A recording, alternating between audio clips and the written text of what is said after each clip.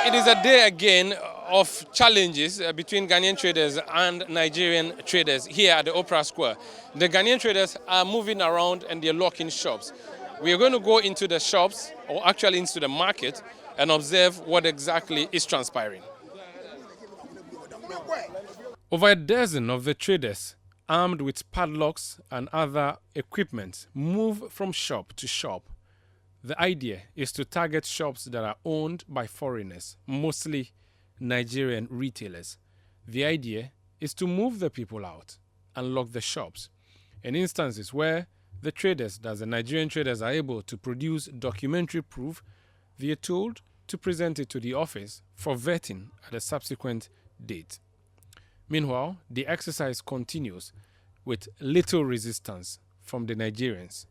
In the past, there has been serious resistance from the Nigerians who insisted that they were doing legitimate business. But subsequent to that, the police had since intervened.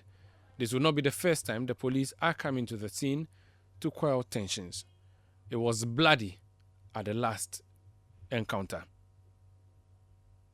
So that's a squad which is leading the operation. The idea is to lock all shops that are owned by foreigners. And today, they've actually even added Chinese-owned shops. And so they've moved from one shop and are going to another shop. We're going to trail them and see what they're going to do next.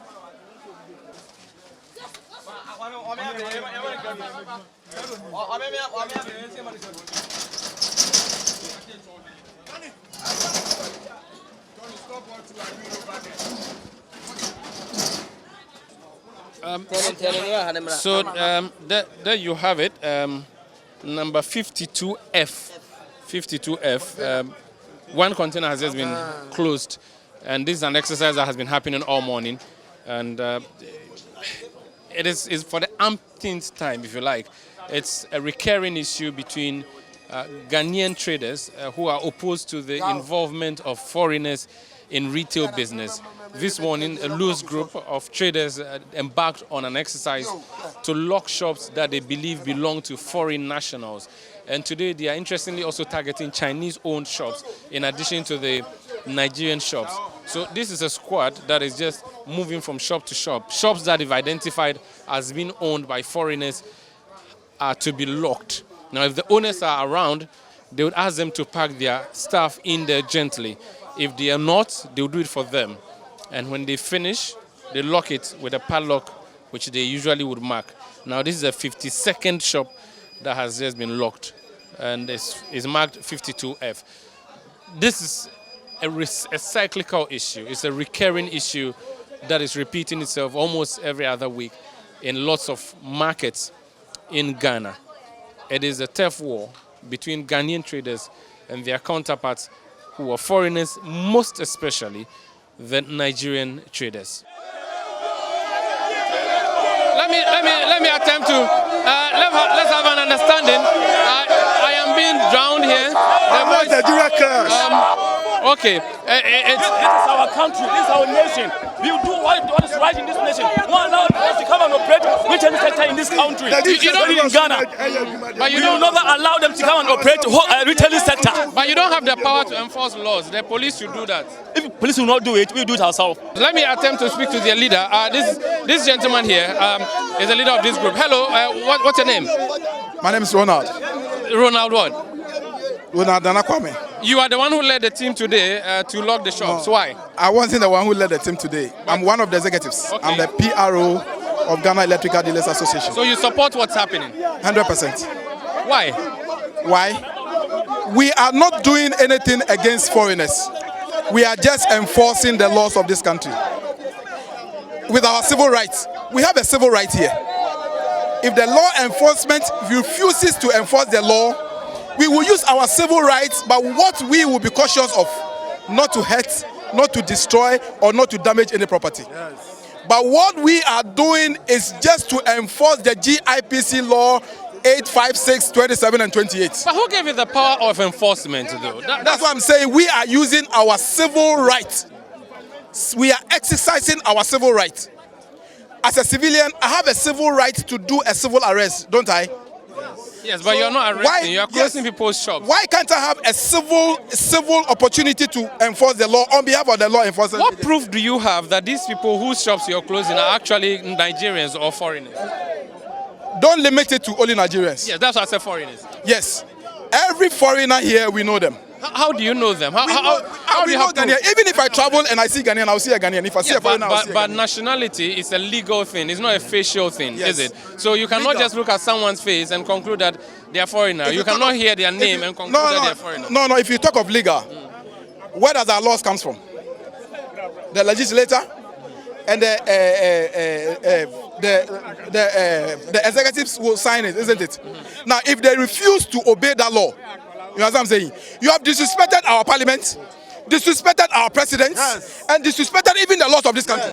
When would you open the shops that you've closed? We will not open it until the laws are enforced. If they open their shops, what will you do? We will close it again. But if they retaliate in their attempt to... We are not timid. We are not cowards. We are more men like they are. You know what I'm saying? But we abide by the laws of this country. That is why people see us to be timid. Very well. There are so many Ghanaian products that are rotten. They are being rotten at the Nigerian port. We send our senior men there just for them to come and hear that they have increased the closure of the border to January. Okay. Very well. They are enforcing their laws. Why can't we enforce our laws?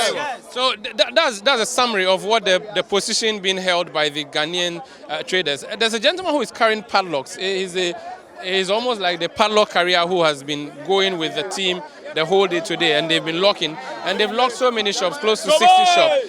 Now, the shops are owned by foreigners, but a lot of these foreigners are Nigerians. I'm going to move over now and speak to the president of the Nigerian Union of Traders Association. Hello, sir. Welcome to Citi Newsroom. Hello, Maro. Good afternoon. Good afternoon. We are back again to the same issue. Yes. What is the problem today? Yeah, close of the shops of Nigerian traders in Opera Square. They said they gave you time to to move out. That's why they decided to strike again today. We did not have an agreement with them. When we went to the police, we did not agree that we should close the shops. Police told them to go and open, and they opened. There's nothing like time. If they give time, it didn't come to us. And of course, we are not the people to receive the time from them. They should send it to the government.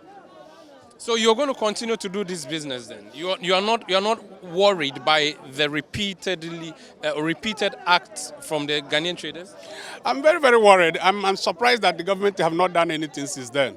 The issue at the ground is that it's just few Nigerians are having shops here. And I can agree with me, Omaro, that this place is a place people who sells electrical from other parts of the country come to buy. This is actually a wholesale place. So I don't see the reason of agitation. All right, so this is not the first time the police are having to come on the scene to try and calm the tensions. And it is happening again. The previous Accra regional commander has come here a number of times to attempt to solve the problem. Today, the new regional commander for Accra is also here with his team. Commander, you're welcome to Citi TV. Thank you. And I'm sure this is the first time you are coming here, but in the past we have been here a number of times. What is your briefing telling you like, and what did you meet today? In fact, you know what is happening in terms of this Guta issue. I think last week we met the executive when they said they were going to make a press conference.